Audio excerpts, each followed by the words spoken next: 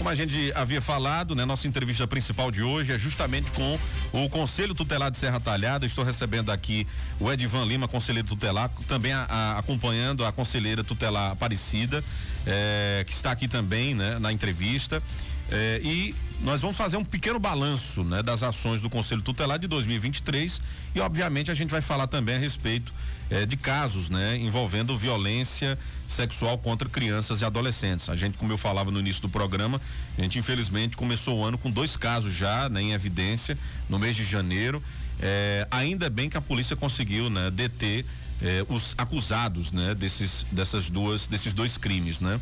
E eu estou recebendo Edivan, meu querido, muito obrigado, né, por ter aceito o convite e também de ter se colocado à disposição para a gente falar um pouco sobre isso. É muito delicado, né? Às vezes quando acontece esse tipo de caso, muitas pessoas acabam colocando em xeque o trabalho, né, do Conselho Tutelar, e hoje aqui a gente quer aproveitar para também desmistificar e colocar, né, de que maneira trabalha o Conselho Tutelar nesses casos, né, em que há justamente um estupro de vulnerável, uma violação, né, desses direitos aí da criança e também do adolescente. Seja bem-vindo, Edivan. Boa tarde para você, muito obrigado pela vinda aqui à nossa emissora. Boa tarde, Tony. Boa tarde aos ouvintes da Rádio Cultura, do programa Sertão Notícias. Quero saudar aqui a minha colega Maria Aparecida, saudar também os demais colegas que não poderão estar presentes porque estão em outros atendimentos lá no Conselho. E de antemão também agradecer o convite da Rádio Cultura, né?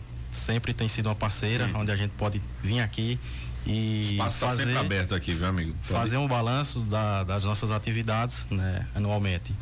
E já entrando no tema do assunto, Tony, eu sempre comento com os colegas que a violação de direito, que se trata de violência sexual contra criança e adolescente, na minha concepção, é o tipo de violação mais cruel que há contra a criança e o adolescente por vários motivos, né? O primeiro porque ele vai causar aí um trauma na criança, né, pro resto da vida, e também pela forma como ele se dá, né? Porque nem sempre a gente consegue identificar esses casos quando ele acontece. Muitas crianças e adolescentes passam a vida inteira sofrendo esse tipo de violência e muitas vezes não conseguem relatar para ninguém, né? Muitas vezes acontece até de chegar à sua maioridade e não conseguir, né, expor tudo aquilo que vem sofrendo. Então, na prática, um tipo de violação que é mais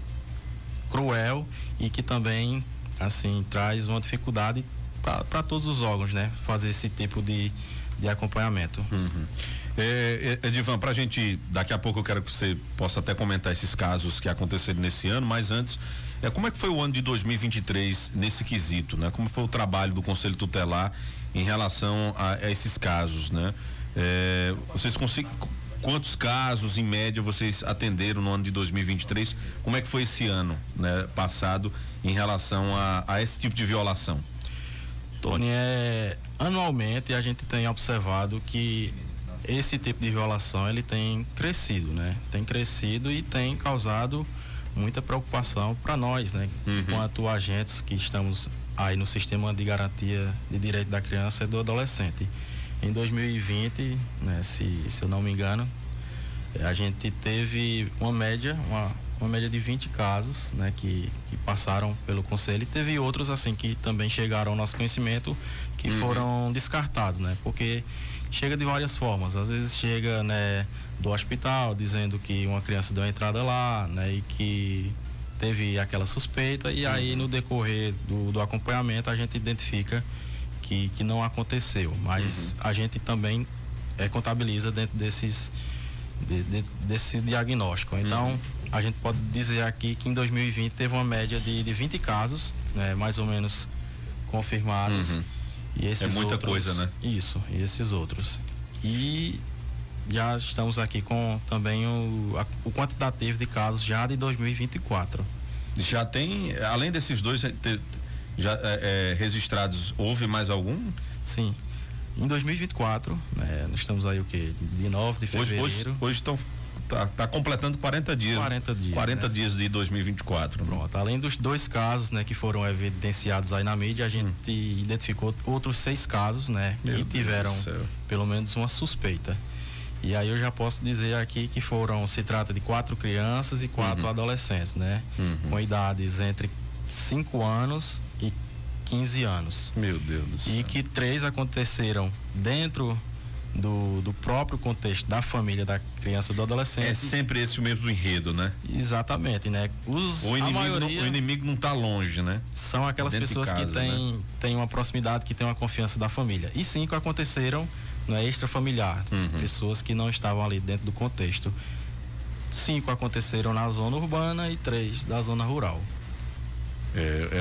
É de se lamentar. Eu concordo com você, Edivan, quando você iniciou falando que acho que a pior das violações, né, é essa.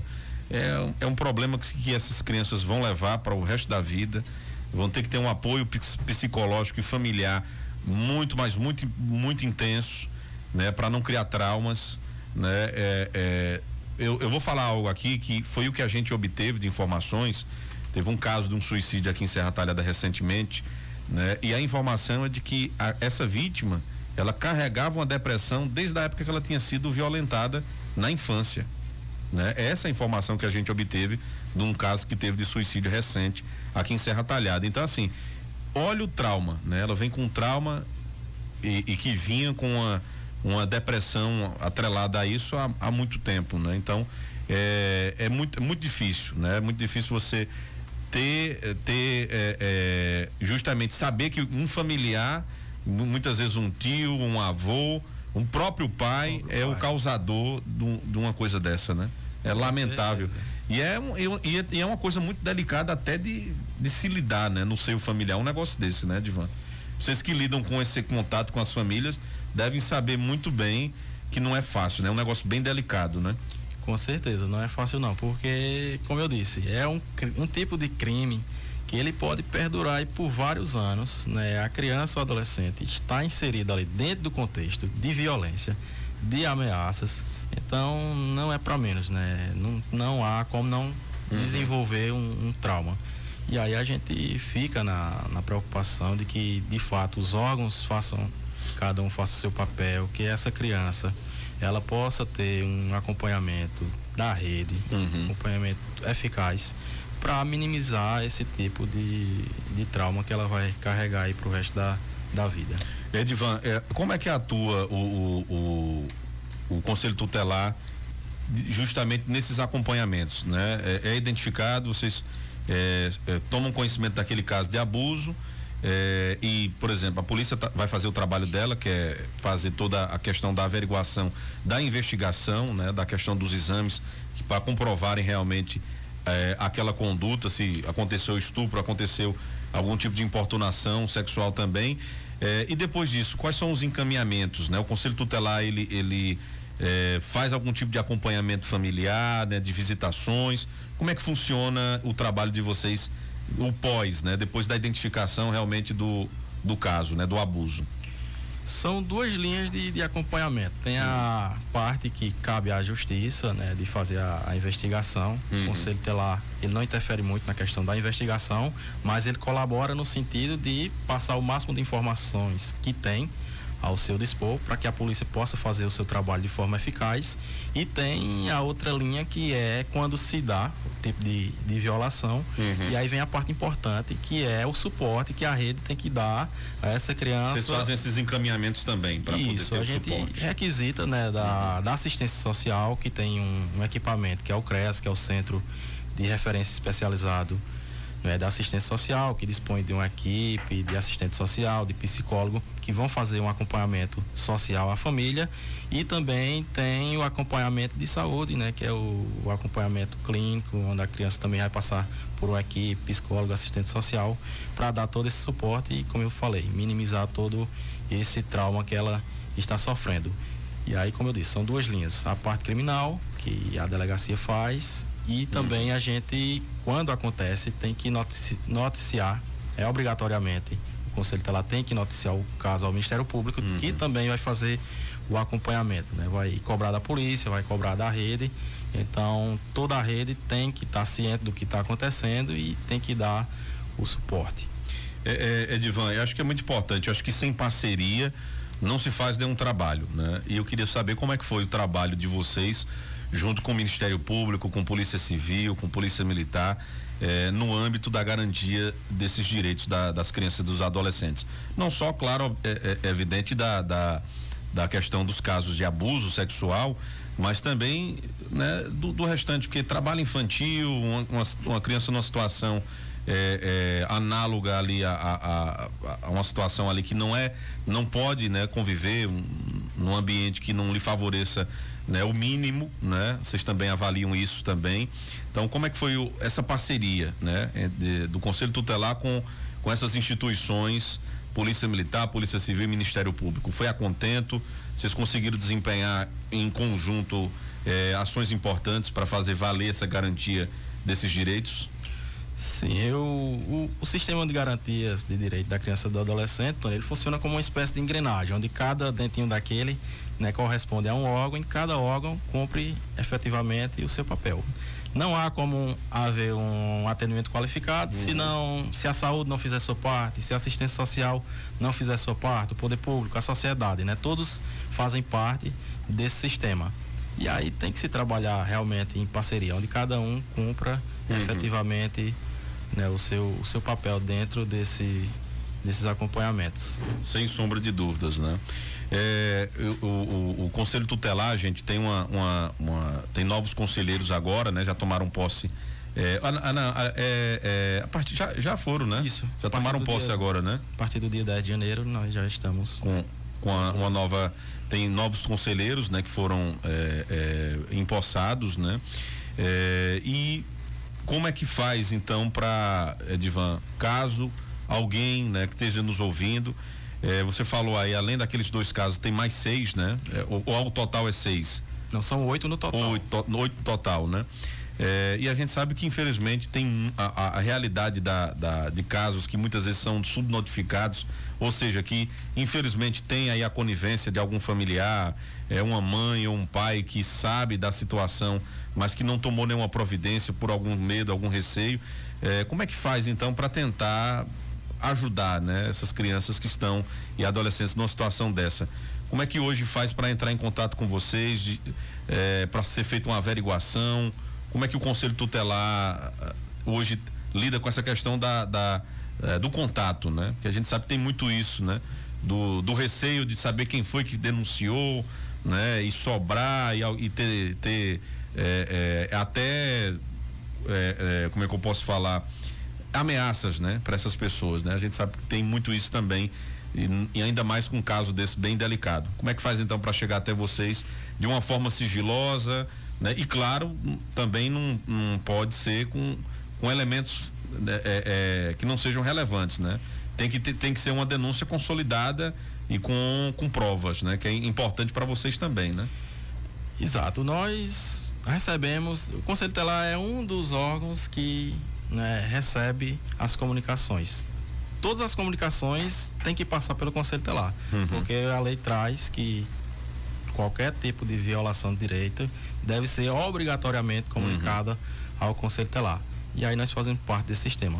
Para chegar até nós dispomos de um telefone móvel, né, que é o 879-9626-0863. Qualquer pessoa que tiver conhecimento de alguma situação que envolva qualquer tipo de violação de direito contra a criança ou do adolescente, pode entrar em contato com a gente através desse número, e aí nós garantimos a questão do anonimato, né? A pessoa não precisa se identificar, ela só vai trazer, né, as informações, e aí a gente sempre, quando recebe, a gente tenta extrair o máximo de informação possível para que a gente chegue de fato, tenha um acompanhamento mais eficaz.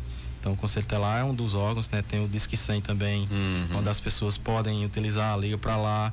E aí, quando o Disque 100 recebe essas informações, eles vão repassar, seja para a delegacia, seja para o Ministério Público, seja para o Conselho Tutelar. Então, né, a gente está sempre atento, né, trabalhando aí 7 dias por semana na sede, e também temos nossa escala de plantão, que a gente não para, né? Em qualquer horário do dia ou da noite. No carnaval agora, vocês estão de plantão? Estamos de plantão. Tem dias que tem 2 conselheiros de plantão, tem dias que tem um, mas no final a gente sempre estamos todos unidos para atender essas situações. No caso de uma urgência da necessidade que a equipe completa possa ajudar, não tem esse problema, né? Todo mundo tá apto, né, para ir pro trabalho, né? Todo mundo está lá, né? É dedicação exclusiva, então a gente não mede esforço não para atender essas situações. É muito importante, né, colocar. Eu espero também que a polícia logo dê resposta desses outros 6 casos, né, já de 2024. E eu tô aqui ainda tentando digerir, viu, essa história de que além desses 2, eu pensava que só tinha esses 2. Então nós temos mais 6 casos além desses 2, então um total de 8 de casos em 40 dias, gente. Então imagine aí há quanto tempo que não vem acontecendo esse tipo de violência contra, né, como o Edivan colocou, são 4 crianças e 4 adolescentes, né? Então é algo absurdo, né? É inadmissível e que infelizmente o mal tá perto, né? Não é longe, é pertinho ali. Quando você vai olhar os casos que nós trouxemos, que foi evidenciado pela imprensa, né? Um rapaz ali do bairro Vila Bela, né? O outro era um senhor ali que tinha um convívio vizinho ali da criança, enfim. Então é um absurdo, né? E muitos desses casos, Tony, tem surgido a partir de... Por isso que é importante a parceria da rede, né? Porque, por exemplo, já teve situações que chegou pra gente de, por exemplo, a educação, promover uma palestra numa escola. E aí, a partir daquela palestra, né, a criança ou adolescente procurar aquele palestrante e dizer, olha, você está trazendo algo que está acontecendo comigo. Então, por isso que é importante a parceria. A gente teve isso em Floresta, né? Teve uma palestra, acho que no dia do dia de combate ao abuso e exploração sexual de crianças e adolescentes, estava tendo uma palestra numa rede de ensino em Floresta. Nós trouxemos o caso aqui e na hora a criança começou a chorar quando ouviu aquela palestra, e quando os professores foram lá para poder, né, saber o que tinha acontecido, a criança disse: eu acabei de ser abusada antes de vir para a escola, né? Então, assim, é uma coisa, é incrédulo, né? Mas que acontece, e de que olha como é importante esse tipo de trabalho educativo, né? Às vezes você está contando a história de alguém e ela, né, consegue, desaba na hora, né? E consegue repassar, né? Algo que está sofrendo. Porque assim, Tony, a criança ou adolescente que está sofrendo esse tipo de violência, muitas vezes ela não tem a confiança de se abrir com um parente, né? Com a mãe ou com outro familiar que seja. E às vezes, porque ela é ameaçada. Por isso que eu trouxe aqui no início. É o pior tipo de situação que a gente acompanha, por vários motivos. E aí, muitas vezes, elas não passam muitos anos sendo violentadas, muitos casos que a gente atende, e a gente pergunta, mas desde quando? Por exemplo, um adolescente com 13, 14 anos, desde quando acontece? Desde que eu tinha meus 7, 8 anos, ou seja, 4, 5, 6 anos ali acontecendo, e nenhum parente conseguia identificar, né? Enfim. E aí, né, mediante uma palestra na escola, ela conseguir se abrir e dizer, ó, tô passando por esse tipo de violência. É realmente algo muito sério, gente. E quem puder ajudar na identificação, né, fazer essa denúncia, o Conselho Tutelar tem esse canal aberto, né? Faça isso, né? Você vai ajudar a salvar uma vida de uma criança que está passando por uma situação assim que a gente não deseja para ninguém, né? É uma criança que, como eu falei no início, pode desenvolver várias sequelas, muitas vezes até uma gravidez, né? Que com 10, 11 anos de idade, que não tem condições, né, de uma criança de 10 anos, 11 anos de idade, né, seguir adiante com a gestação, mas por conta justamente de um abuso. E é muito importante que você, né, também ajude nesse processo, né, de evitar, né, que isso aconteça. Edivan, meu querido, queria lhe agradecer, né, pela vinda, desejar boa sorte a você que foi reconduzido, né, a Maria Aparecida também, né, que foi reconduzida para o Conselho Tutelar, e aos demais novatos também que chegaram agora, que façam um bom trabalho, e a gente está sempre à disposição aqui, né, aberto para vocês, para o Conselho Tutelar, no que a gente puder ajudar também na divulgação das informações, né, para ajudar vocês, a gente está também de portas abertas, amigo. Desejar a vocês aí um bom carnaval de trabalho, né? Com certeza. Para vocês. E também só temos a agradecer à Rádio Cultura, a você, Tony, sempre que a gente procura a rádio para falar sobre os casos, somos atendidos. Então, a rádio também é uma grande parceira, porque é aqui onde a gente pode vir e passar maiores informações e a sociedade ficar mais informada. Então, só temos a agradecer à Rádio Cultura e a sociedade, né? Porque sem a sociedade presente a gente não consegue fazer um trabalho efetivo, porque a maioria dos casos que chegam ao conhecimento da sociedade, aliás do Conselho Tutelar, vem por meio da sociedade. Muito bem. Obrigado, Edivan. Um forte abraço para Maria Aparecida também. Muito obrigado aqui pela presença. Conversamos aqui com o Edivan, conselheiro tutelar de Serra Talhada.